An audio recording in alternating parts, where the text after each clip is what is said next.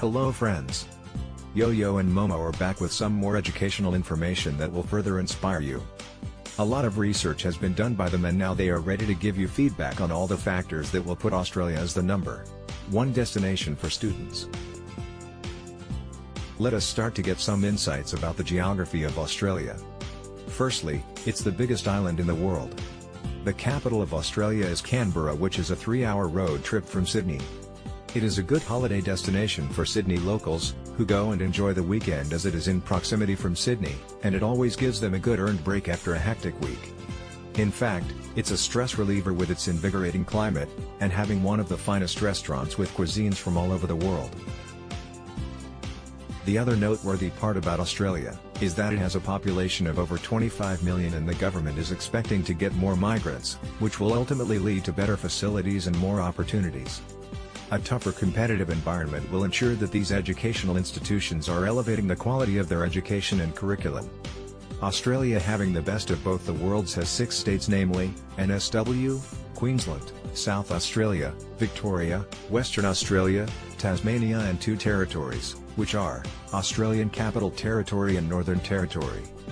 For students studying in Melbourne, there are a lot of good destinations like Adelaide and Tasmania, where spending a weekend can invigorate you. Momo has a few friends who are fervently interested in knowing more about this beautiful country and the educational opportunities available. She has decided to have a catch-up with them to know what research they have done. Sharing information is also one of the key attributes when research is done. Not only that, it also gives you the chance to further gain information in case you have missed anything. The cafe meeting turned out essential for Momo, who noted down a few ideas and trends which can further assist her in her research. Momo had a good time with her friends. Their discussion mainly focused on the climate, employment and the opportunities available for students who wanted to come to Australia, and maybe make it their home one day. Let's discuss the climate of different states and decide which is the right place for you. In terms of climate, Melbourne has cooler climate on average than Australia's other large coastal cities. This is because it falls in the cool temperate zone. This results in a cooler temperature in comparison to other states. Spring and summer are ideal as the climate is genial and days are long due to daylight saving. Sydney could be regarded as one of the best for sunshine, as it gets the most days with the maximum sunshine. If you compare Canberra, the summer could be very hot while winter could be as cold. Brisbane and Gold Coast have subtropical weather, which is ideal for people who like the hot and humid conditions. Adelaide has Mediterranean climate with hot to warm dry summers and cool to mild winters. It generally rains in winter and hence the climate is also called cold monsoon.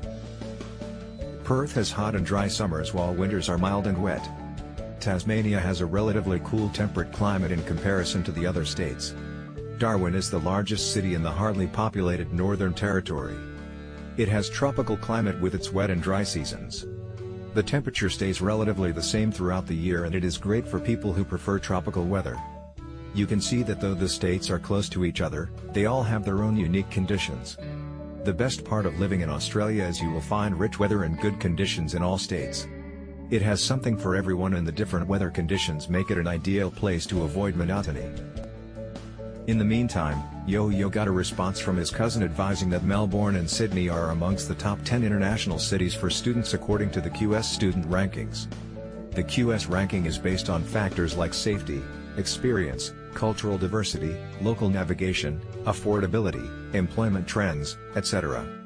Melbourne and Sydney both have been nominated as the best cities to live in by a handful of international organizations. This speaks for itself and is one of the motivating factors for any student to come to Australia. They also mentioned that SA, Tasmania, Washington and Queensland have higher unemployment rates compared to ACT, NT, NSW and Vic. This means that you may face a few hurdles getting a job, but you always have the option of moving to a different state and getting employment. After a good thought, Yoyo and Momo decide that Sydney and Melbourne are the best options to go to. Both the cities have good infrastructure, genial climate, great universities, good job opportunities and ideal flight connections to go and visit their families when they want to. Yoyo has found that Melbourne is the second most livable city in the world. 6 of its universities are ranked amongst the top 10 in the world, as per QS World Ranking. Even more importantly, It is the best city for students in Australia due to its affordable accommodation and a great list of universities to choose from.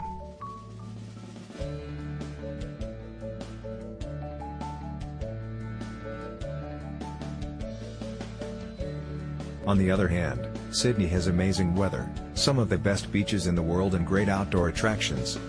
The cost of living in Sydney is high, and that could be the only drawback for a new student. The good news is that both Melbourne and Sydney are within reach for today's student to make one of these cities their education hub. With both cities having their pros and cons, Yoyo and Momo were excited as their research was helping them to choose the right place for them. For all potential students who plan to study abroad, please note that it is paramount that you do your own research.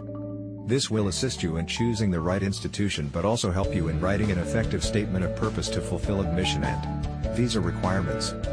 We need to say goodbye for the moment. We will be back with a bang and guide you for more information on Australian universities, student visa and admission requirements. To find out more, do not forget to watch our forthcoming videos. Subscribe to our channel and keep discovering.